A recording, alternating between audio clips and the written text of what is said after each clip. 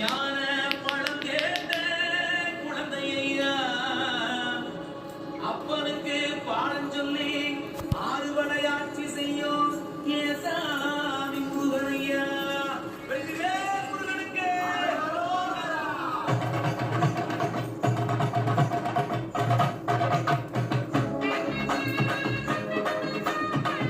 dance dance